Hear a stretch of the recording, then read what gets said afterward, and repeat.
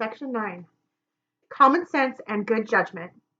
3 blocks from my house, there used to be a dangerous intersection. It was one of those intersections where it was impossible for cars to pull out into the main street without horns honking and brakes screeching and stuff. My father griped about it every time we drove through there. The city's not going to put a light in there until someone gets hurt, he'd say. You wait and see. It's going to take an accident before anything gets done. Last year, there were 4 accidents in 7 months, and they finally installed a traffic light. The first time we drove through it, some guy ran a red light, and Pop had to swerve out of the way to keep from hitting him. It scared us both to death. Pop swore at the guy and then started right in on this lecture about how you can lead a horse to water, but you can't make him drink. It's a sad lesson, Phoebe, he said, but no matter how many traffic lights they put in, they'll never be able to make people use common sense and good judgment. As he walked, he turned around to make sure I was paying attention. While his head was turned, our car drifted into the next lane, and 2 cars blasted their horns at us.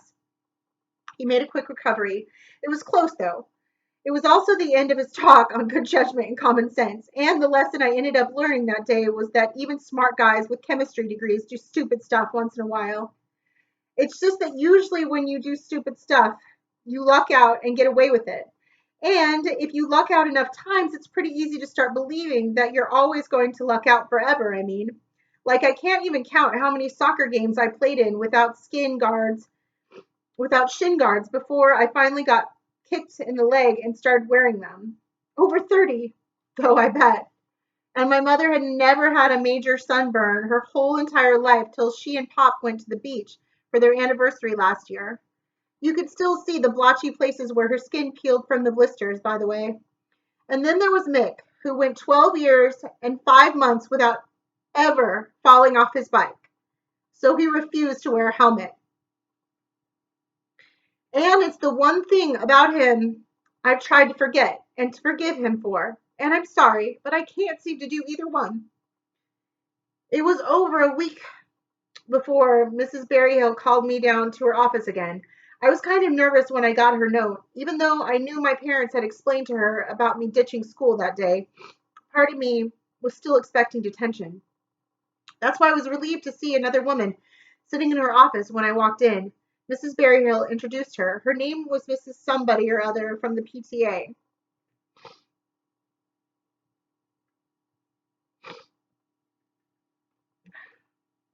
She shook my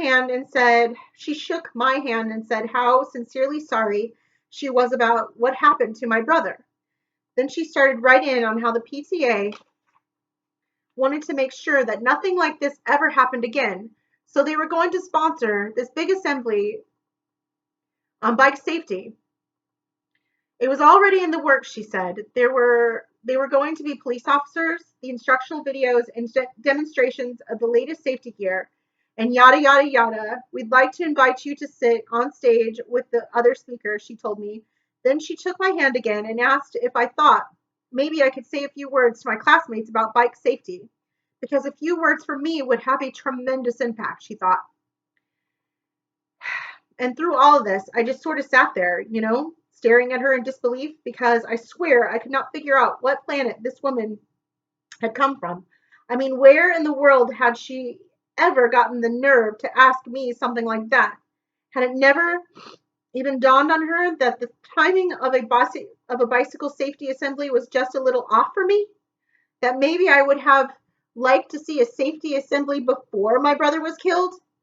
I didn't make a scene. I just stood up and took my hand away. I can't, I said.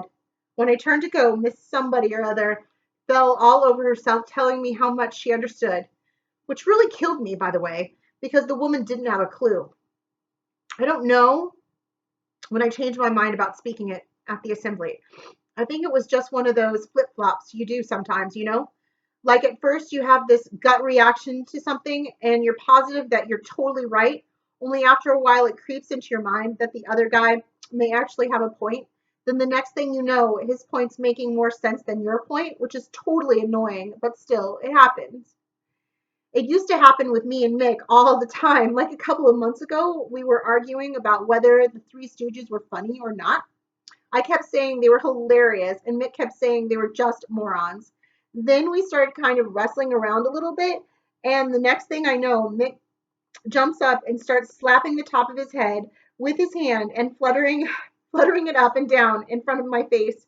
After that, he grabs my nose with his fist, twists it hard, and finally slaps it away with his other hand. He ended his performance with the classic Three Stooges laugh.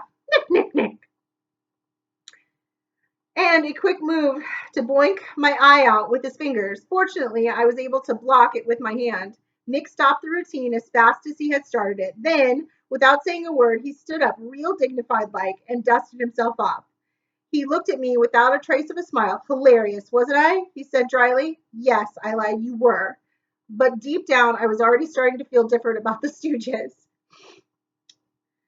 There were 800 people in the gym when I walked to the microphone that morning. I wasn't nervous, though, which really surprised me, but I swear I felt almost relaxed when I set down my bag of stuff next to the podium. I'm Mick Harte's sister, I said. Then I bent down and reached into my plastic bag. When Mick was in third grade, this is what my grandmother from Florida sent him for Christmas. I held it up. It's a glow-in-the-dark bow tie with pink flamingos on it. A couple of kids chuckled a little. Don't worry, I said. He never wore it. He said it made him look like a dork. There was more laughter then, and I reached into my bag again. When Mick was in fourth grade, my Aunt Marge sent him this from Michigan. I held up a hat in the shape of a trout. Mick said this one went beyond dork, all the way to doofus, I said. This time, everybody really cracked up. Some of the kids in the first row even stood up and started craning their necks to see what I would pull out next. They watched as I turned the bag upside down and a cardboard box fell onto the stage. Carefully, I set it on the podium and waited for everything to get totally quiet. When Mick turned 10, my parents gave him this first birthday. I took my time opening the lid. I mean, you could really feel the anticipation and all. But when I finally pulled Mick's gift out of the box, still brand new, there was just this gasp, and no one laughed at all. No one even moved. This was my brother's bike helmet, I said.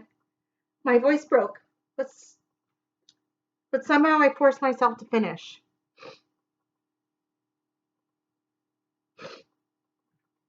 He said it made him